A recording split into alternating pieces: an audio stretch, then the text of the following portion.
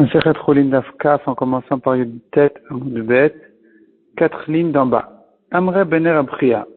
Les fils de Rabchia ont dit, Mitzvat Melika. De quelle manière on fait la Melika? Donc, la Melika, c'est un korban de volaille. Il faut lui casser la nuque avec l'ongle. De quelle manière on le fait? Marzir Simanim Lachore Haoref. Il fait passer les simanim, donc l'œsophage et le trachet artère, derrière la nuque.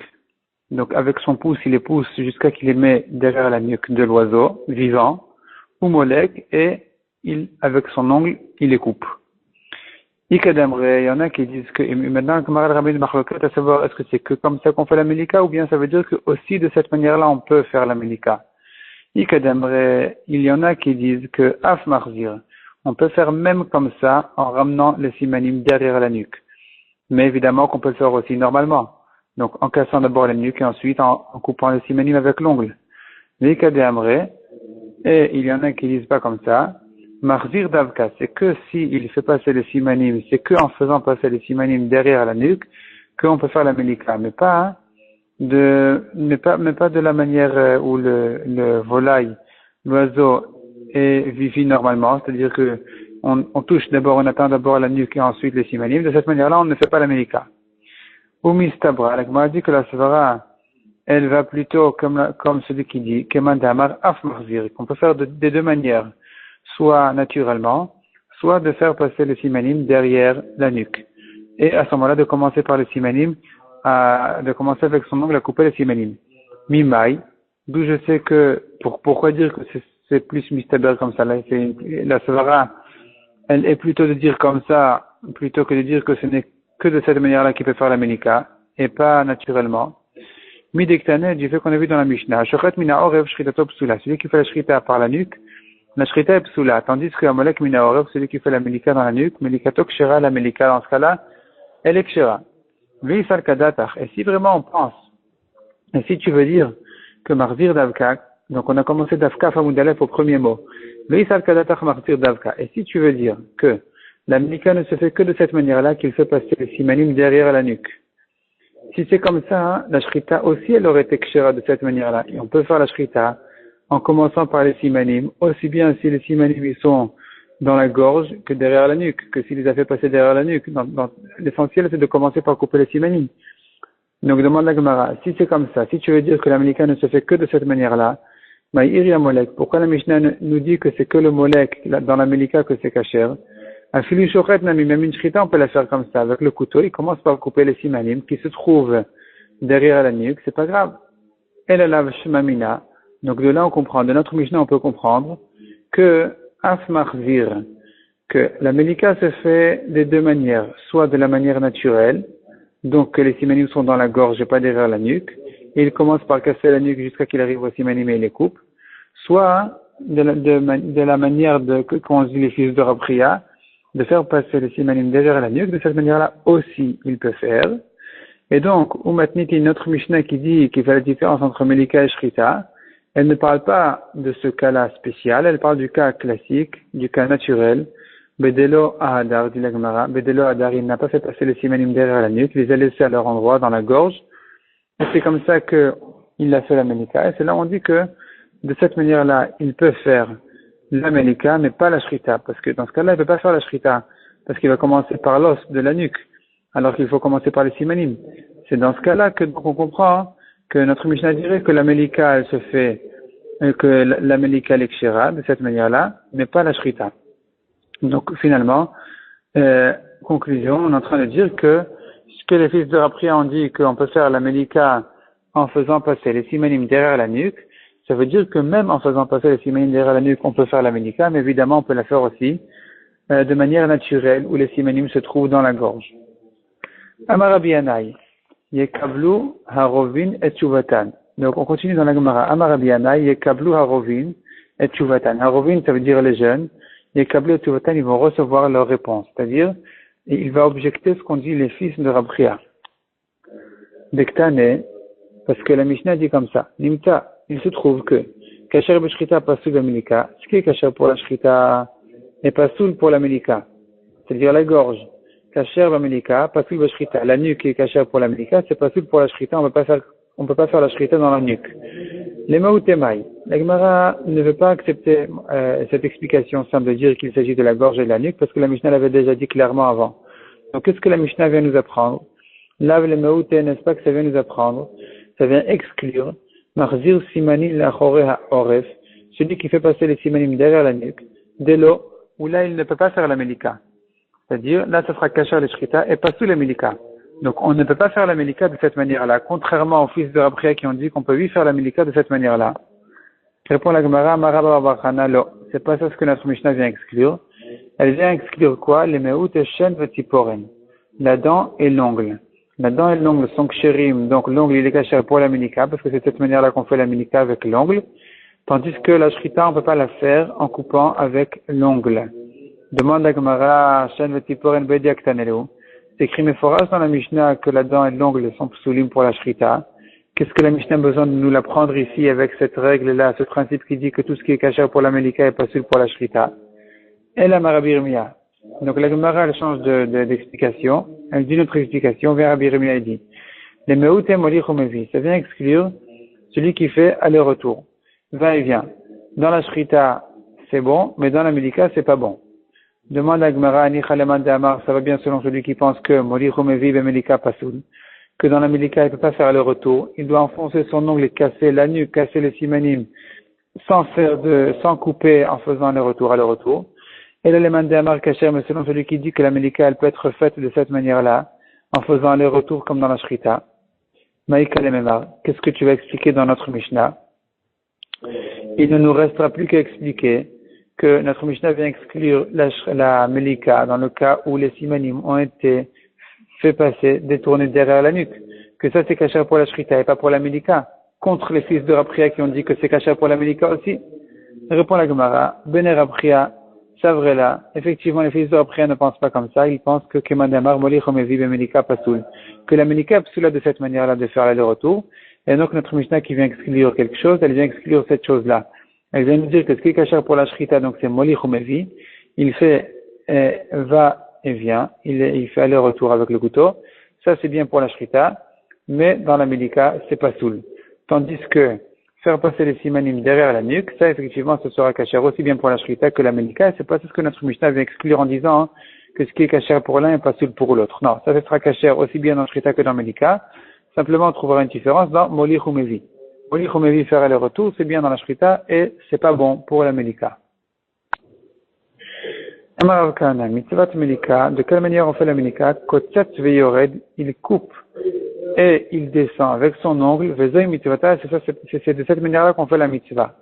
Ça va Rabbi Avin et Memar. Rabbi Avin pensait dire, kotet viored in, ce n'est que de cette manière-là qu'on fait la melika. Par contre, molich ou mevi, de faire des allers-retours, non, c'est pas bien. Il doit enfoncer son ongle jusqu'à qu'il casse tout, qu'il casse la nuque, qu'il coupe le siman qu'il faut, mais pas faire des allers-retours comme la shrita. Amar le Rabbi Yirmiyah. Rabbi Yirmiyah a corrigé Rabbi Avin, en lui disant non, c'est pas ça le pshat. Kol sheken de molich umevi bemelika kasher. Si déjà, kotet veyoret, c'est-à-dire, si déjà, en enfonçant son ongle, en faisant un aller simple, et en cassant tout ce qu'il faut, avec son ongle, la nuque, les simanim, tout ce qu'il faut, c'est kasher, c'est de cette manière, il peut faire la melika de cette manière-là, kalva chomer, qu'il peut faire des allers-retours, parce que ce qui est bien pour la shrita, évidemment que c'est bien aussi pour la melika, sauf les exceptions qu'on connaît. C'est-à-dire qu'il faut un couteau pour la shrita, ça se fait dans la gorge, et tandis que la melika se fait avec l'ongle dans la nuque. Mais dans les autres choses, les autres halachot, ce qui est bien pour la shrita, évidemment, est bien pour la melika. Donc faire le retour, qui est une manière de shrita, évidemment qu'elle est bien pour la melika. Donc il faut comprendre que Rav Kana vient nous dire que de cette manière aussi, on peut faire la melika sans faire d'aller-retour. Umay zoi mitzvata. Qu'est-ce que ça veut dire zoi mitzvata? C'est ça la mitzvah de la melika, donc d'enfoncer son ongle sans faire d'aller-retour. Eima, il faut corriger, comprendre, af zoi mitzvata. Même de cette manière-là, on peut faire la mitzvah de melika, mais évidemment qu'on peut faire aussi des allers-retours. Amar Birmia Amar Shmuel. Kol kasher bashrita, tout endroit qui est kasher pour faire la shrita, kenegdo ba'oref, en face de lui, derrière lui, dans la nuque, derrière cet endroit-là, dans la nuque, kasher b'melika, il est bon pour la melika, il est kasher pour la melika. Ha patul b'shrita, Mais ce qui est pas soul pour faire la shrita, pas soul le melika, bien ce qui est en face de cet endroit-là dans la nuque, est pas soul pour la melika. Les maoutémaï, qu'est-ce que ça vient exclure? Il est ma, les maouté, si ça vient nous exclure, il court simanim. Dans le cas où les simanim ont été détachés. C'est-à-dire, ils sont détachés de là où ils doivent être attachés dans la tête. Et donc, il se balance un peu dans la gorge. Et là, c'est pas soul pour la shrita. Et ça vient nous apprendre que, dans ce cas-là, ça serait pas soul aussi pour la melika. On ne peut pas faire de melika si les simanim sont détachés. Demande la Gemara Ve'atane Rami Bar Yechezkel. C'est pas vrai pourtant, puisque Rami Bar Yechezkel nous ramène une braïta qui dit En ikur simanin be'of. On n'a pas de problème de simanim détachés dans les volailles. Donc un oiseau dont les simanim ont été détachés, ils sont détachés dans sa gorge, quand même on peut lui faire la melika. Et même la shrita. Donc qu'est-ce que vient nous apprendre ici Shmuel en disant que tout ce qui est kasher pour la shrita est kasher pour la melika, ce qui n'est pas kasher pour la shrita n'est pas kasher pour la melika. Les simanim détachés sont kasherim aussi bien dans la shrita que dans la melika. Donc qu'est-ce qui n'est pas kasher? Amar Rav Papa le meute rosho. Ne fais pas la melika dans la tête, de la même manière que tu ne fais pas la shrita dans la tête. Ne fais pas donc à l'arrière de la tête la melika, de la même manière que tu ne fais pas dans la face de la tête la shrita. Demande la Gemara rosho pshita, c'est évident, c'est pas une halakha de Rabbi Yirmiyah au nom de Shmuel, c'est un pasuk meforash. Nimul orpo amarachmana. La Torah nous a dit de faire en face de l'arrière de la tête, donc dans la nuque, velo berosho et pas dans la tête. Répond la Gemara, Maï rosho, quelle était la va'amina?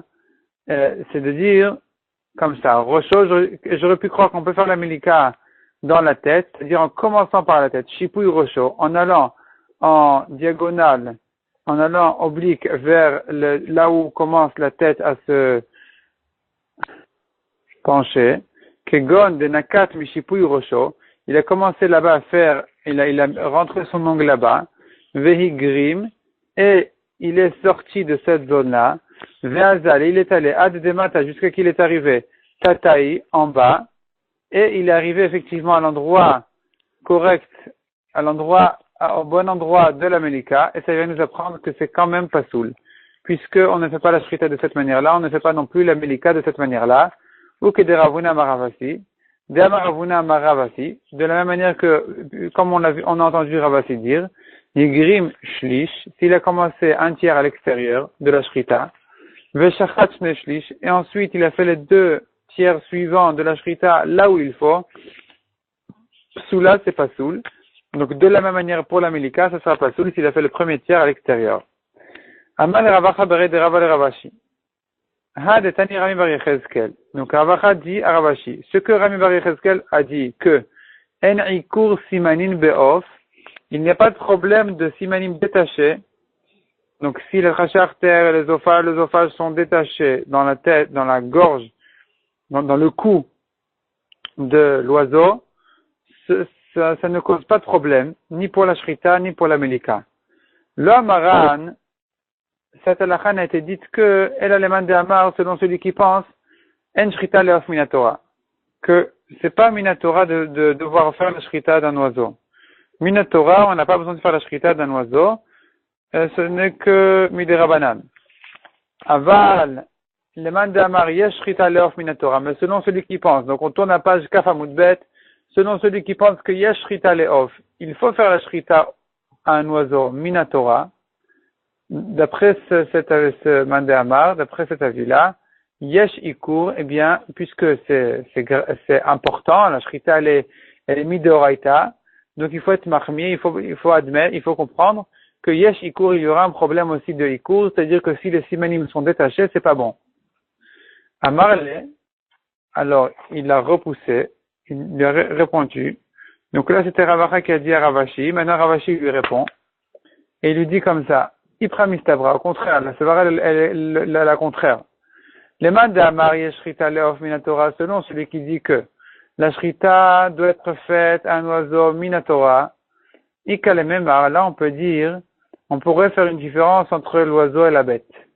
L'animal, lui, Hachem a dit à Moshe qu'il faut que les simanim ne soient pas détachés. Tandis que les oiseaux, Hachem a pris à Moshe que là on peut lui faire la shrita même si les simanim ont été détachés. Puisque tu dis que c'est Minatora, Donc c'est une halakha qui a été donnée directement à Moshe Rabbeinu. On pourrait faire la différence en disant qu'effectivement c'est comme ça que Moshe a pris la halakha. Donc voyons dans la Gemara, Ika le Memar, on peut dire, il est possible de dire, Dehachi Agmere, c'est ainsi que il lui a pris la halakha, de en ikur, qu'il n'y a pas de problème de ikur, de simanim détachés dans les oiseaux. Même selon celui qui dit que la shrita d'un oiseau doit être faite comme la shrita d'une bête, les inyan ikur, mais en ce qui concerne les halachot, en ce qui concerne l'halakha spécifique de ikur, de simanim détachés, l'oleve kebema, ici il y aura une différence entre l'oiseau et la bête. Mais elle a demandé à Amar, en shrita lof minatora, mais selon celui qui dit que toute la shrita de l'oiseau, elle n'est même pas minatora, elle a midivre sofri, elle n'est que miderabanan. Alors là, on peut pas dire, on pourra plus faire de différence entre la shrita d'une bête et la shrita d'un oiseau. Entre le deoraita de la shrita d'une bête, où on dit que le simanim détaché, c'est pas soul, et le derabanan de la shrita d'un oiseau, pour dire que, on dirait que c'est kasher. Pourquoi on ne peut pas faire cette différence? Parce que meher hagmir est là. D'où est-ce que les Rabbanan ont appris de faire la shrita? Ibema, d'un animal. Si on apprend l'oiseau de l'animal, eh bien, il faut aller jusqu'au bout. Kula milta kebema. Toute la chose, il faut la prendre de la bête. Donc, de la même manière que l'animal, on lui fait la shrita à condition que les simanim ne soient pas détachés, de la même manière dans l'oiseau, il ne faut pas que les simanim soient détachés. S'ils sont détachés, eh bien, la shrita est psoula. Amar Ravina. Amar li Ravin Barkissi. Ravin Barkissi m'a dit, Hadetane Rami Bar Yechezkel, ce que a enseigné Rami Bar Yechezkel, que en ikur simanim beof, il n'y a pas de problème de simanim détachés dans les oiseaux. Lo amaran el abemelika. On ne l'a dit qu'en ce qui concerne la melika. Aval beshrita, mais en ce qui concerne la shrita, yesh ikur, il y a eu un problème de simanim détachés. Donc pas comme ce qu'on a vu jusqu'à présent, qu'on ne fait pas de différence entre la shrita et la melika, et que puisque c'est kasher pour, et que c'est kasher aussi bien pour la shrita que la melika. Lui, il ne pense pas comme ça. Demande à Gemara, Ve'amar Rabbi Yirmiyah amar Shmuel. Pourtant, Rabbi Yirmiyah a dit au nom de Shmuel, Kol kasher beshrita. Tout ce qui est kasher pour la shrita. Kenegdo be'oref. Dans cette même zone-là, dans la nuque. C'est-à-dire pas dans la gorge. Dans la gorge, on fait la shrita. Et dans la nuque, c'est kasher be'melika. Ah, pasoul. Pasoul, on a déduit de là que ce qui est pasoul pour la shrita est pasoul pour la melika. Or, la shrita, elle se fait dans les bêtes et la melika dans les oiseaux. Donc, il n'y a pas de différence.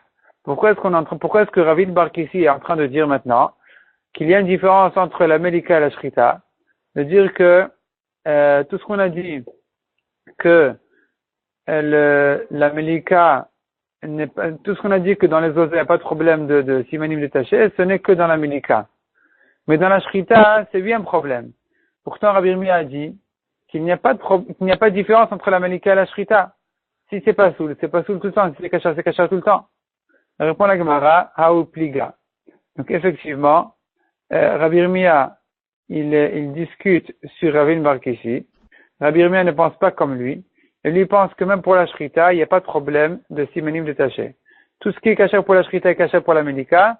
Autrement dit, même si les simanim sont détachés, puisque c'est kasher pour la melika, c'est kasher aussi pour la shrita, il n'y a pas de différence. Ce que Ravin Barkissi a fait la différence, ça ne va pas comme Rabbi Yirmiyah. Lui, Ravin Barkissi dit effectivement, dans la melika, c'est kasher, mais pour la shrita, ce ne sera pas sous des simanim détachés. Maintenant, la Gemara ouvre un nouveau sujet. Amar Zeiri. Nishbera mifreket verov basar ima. Donc la nuque s'est cassée, verov basar ima. Et la majorité de la chair qui se trouve là-bas, c'est aussi déchirée à cet endroit-là. Nevela. Cet oiseau-là est mort. C'est pas qu'il va mourir, c'est qu'il est déjà mort. Amar Avrizda, Af Ananamitanina, on a appris aussi, dans une braïta qui dit, Malak Besakin, s'il a fait la melika, donc il a cassé la nuque Besakin, avec un couteau et pas avec son ongle, puisqu'il n'a pas fait la mitzvah correctement, c'est comme s'il avait tué l'oiseau, et donc, si c'est une nevela, c'est un cadavre, Metameb Gadim Abatablia. Celui qui va manger de cet oiseau-là, eh bien, il rend ses habits tamés lorsqu'il avale. Abatablia, c'est dès qu'il avale, ça rend ses habits, les habits de celui qui le mange, eh bien, ils sont tmeim. Parce que la halakha dit que un oiseau mort n'a pas de touma, bemaga ou bemassa. Celui qui le touche ou qui le porte n'est pas tamé.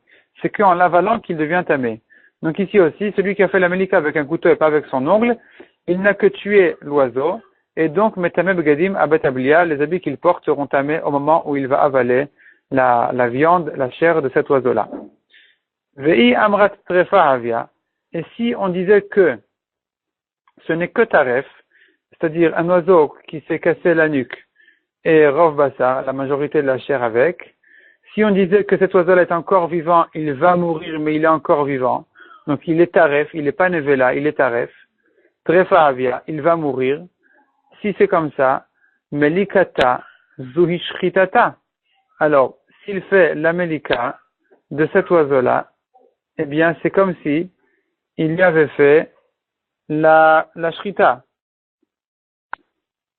Tehane la sakin, le couteau de la shrita aurait dû être utile, l'état midenevela pour la purifier, pour ne pas qu'elle devienne nevela, c'est-à-dire, si je dis que l'oiseau est mort, c'est fini, il n'y a plus rien à faire, il est mort. Mais si je dis, donc il est tamé, il rend tamé celui qui va l'avaler. Mais si je dis que l'oiseau n'est pas mort, il est encore vivant, même une fois qu'il s'est cassé la nuque et la majorité de la chair avec. Simplement, il va mourir, il n'est que taref. Une bête qui est presque en train de mourir, on peut encore sauver la bête de ne pas être nevela, de ne pas rendre tamé celui qui la porte, celui qui la touche, ou dans un oiseau, celui qui l'avale. Donc ici, il a commencé avec un couteau, et il a cassé la nuque.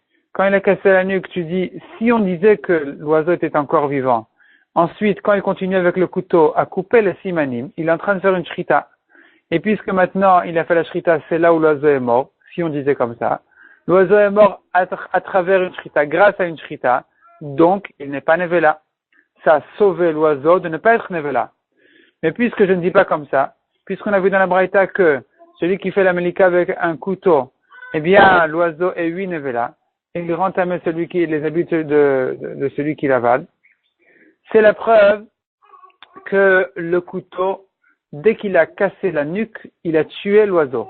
Et ensuite, quand il a coupé les simanim, il n'a plus rien fait. Il n'a fait que de couper, c'est comme s'il coupait l'oiseau dans son assiette. L'oiseau est déjà mort, ça ne sert plus à rien, puisqu'il est mort, donc il n'y a plus rien à faire. Donc, effectivement, il est nevela, il rend tamé celui qui le vale. Donc, on a vu la preuve. Tout ça, c'est la preuve pour les paroles de Zéhiri qui a dit, effectivement, dès que c'est cassé la nuque, la majorité de la chair avec la nuque, eh bien, ça devient nevela. La Gemara repousse en disant, Amre, on a dit dans le Beth Midrash, Hatam, c'est pas la preuve. Là-bas, Mishum delav shrita iklal. Le couteau qui commence par la nuque n'est pas une shrita du tout. C'est-à-dire, même si une fois qu'il a cassé la nuque, l'oiseau était encore vivant, même si je considère qu'il est encore vivant, il n'est que taref.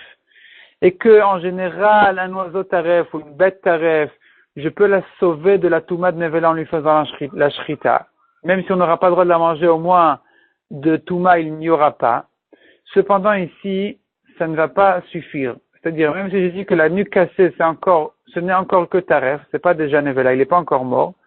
Ensuite, il continue à couper les simanim, eh bien, il n'a pas sauvé l'affaire. Pourquoi? Maïtama, Ravuna Amar Mipnei Shu Machlid. Cette shrita n'est pas une shrita du tout. Première explication, dit la Gemara au nom de Ravuna, Mipnei Shu Machlid. Car cette shrita-là, elle est cachée, elle est couverte.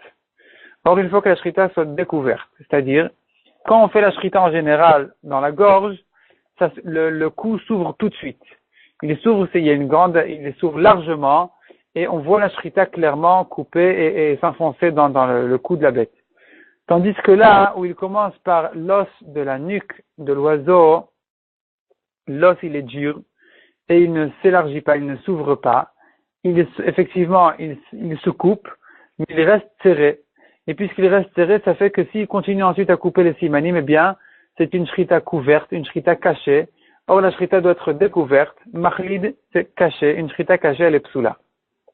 Rava Amar, Mipnei Shu Dores. Rava dit non, c'est pas ça la raison, c'est pas ça le problème de la shrita.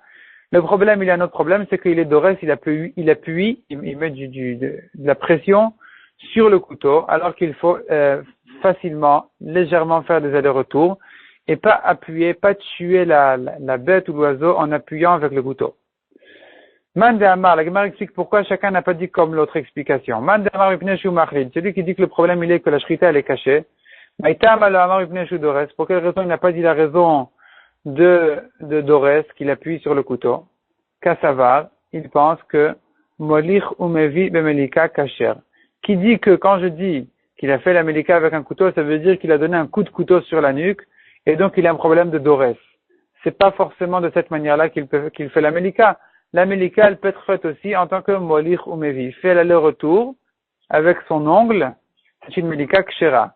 Donc, avec le couteau, c'est pas soul, mais en tant que shrita, il n'y aura pas de problème de dores. Il n'appuie pas avec le couteau. Le seul problème qui reste en tant que shrita, c'est de dire que la shrita était cachée. Donc, melika, c'est pas parce qu'il a utilisé le couteau. Shrita non plus, parce que la shrita, elle est cachée, elle est couverte. Elle est cachée par l'os de la nuque. Celui qui dit que le problème ici, il est que il frappe avec le couteau, il appuie sur le couteau au lieu de faire des allers-retours. Maïtam alo amar, pour quelle raison il n'a pas utilisé l'autre réponse, l'autre explication, mais que la shrita elle est cachée. Amar lecha, il te dira, ça s'appelle pas caché. Caché, ça veut dire complètement caché. Chalada hechidami, qu'est-ce qui s'appelle caché? Kechulda, comme un rat, hadara bekrebatim, qui habite dans la terre de la maison. Là, ça s'appelle caché. Donc, la souris, elle se cache. Elle se cache de Micha si elle est complètement cachée. Tandis que Hamigalia, ici, quand le couteau, il commence par couper la nuque, eh bien, il est découvert le couteau. Il est pas vraiment caché. Simplement, le bête ashrita, le cou ne s'élargit pas, ne s'ouvre pas immédiatement, comme s'il avait commencé par la gorge. Ici, ça reste serré, mais pas caché. Donc, la shrita n'est pas psoula, elle s'appelle pas cachée. Le seul problème, elle est psoula pour une autre raison, c'est qu'il est doré. C'est que selon ce mandéamar, la melika se fait en donnant un coup d'ongle dans la nuque. La shrita, s'il l'a fait avec un couteau, donc il a donné un coup de couteau dans la nuque, là, il n'a pas été molich ou mevi, il n'a pas fait le retour. Donc, en tant que melika, c'est pas soul parce que c'est un couteau. En tant que shrita, c'est aussi pas soul parce qu'il n'a pas fait molich ou mevi, il n'a pas fait le retour. Il a été doré, il a appuyé son couteau. Et c'est pour ça que, en tant que shrita, c'est aussi pas soul. Donc, autrement dit, si on a vu ici que, en faisant la melika avec un couteau, l'oiseau est métamé, b'gadim abetablia, c'est-à-dire celui qui va avaler de la chair de cet oiseau-là, ses habits seront tamés. Les habits qu'il porte, même les habits qu'il porte seront tamés, et son corps évidemment. C'est pas la preuve encore, quand la nuque s'est cassée, il était déjà mort. Peut-être que quand la nuque s'était cassée, il n'était pas encore mort. Mais la shrita qui a été faite ensuite en coupant les simanim ne s'appelle pas une shrita, soit parce qu'il appuie en donnant un coup de couteau, soit parce que le couteau est caché par l'os de la nuque. C'est pour ça qu'il n'a pas sauvé l'affaire en continuant à couper avec son couteau les simanim. Mais dans le cas où la nuque était déjà cassée, et même la majorité de la chair avec, peut-être que c'est pas encore nevela, peut-être qu'il peut encore sauver l'affaire en faisant melika avec son ongle, par exemple, ou bien shrita dans la gorge avec un couteau. Amarava, ikashali hakashali. Si j'ai une question sur cette halakha, voici ma question. Donc, cette halakha qui dit que, à partir du moment où la nuque s'est cassée, sache que l'oiseau est déjà mort. Et moi, dit Rava, je m'étends sur cette halakha. Vechi meta omed ou molek, est-ce que il a un intérêt de faire melika d'un oiseau mort? Dès qu'il a cassé la nuque, c'est fini, l'oiseau est mort. Pourquoi il a besoin de continuer à couper avec son ongle les simanim? Amar le Abaye lui a répondu à Rava. Et il n'a pas répondu, il a dit comme ça, Vetik shelach, tu devrais te demander, Ola ta'of, quand on fait un oiseau en tant que korban ola, des bayashne simanim, là-bas il faut couper les deux simanim, et le tracharter l'œsophage. Les deux, il faut les couper avec son ongle. Tandis que dans korban khatataof, il suffit d'un seul siman. C'est-à-dire, les korbanats d'oiseaux n'en sont que deux. Il n'y a que deux types d'oiseaux de korban, soit ola, soit khatat. La khatat, il suffit les deux se font avec melika. Ça n'existe pas de shrita dans les oiseaux de korbanot. Donc, aussi bien la ola ta'ov que la khatat ta'ov, aussi bien la khatat que la ola se font en tant que melika. Donc, avec l'ongle qui casse la nuque.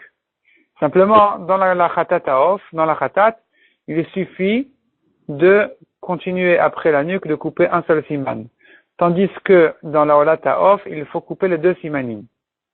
Donc là, dit Abaye, tu devrais te poser la question.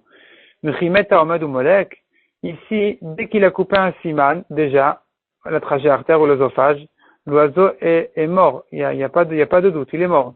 À quoi sert de continuer à couper le deuxième aussi? Amarle, Rava lui a répondu, Hatam, là-bas, je ne m'étonne pas.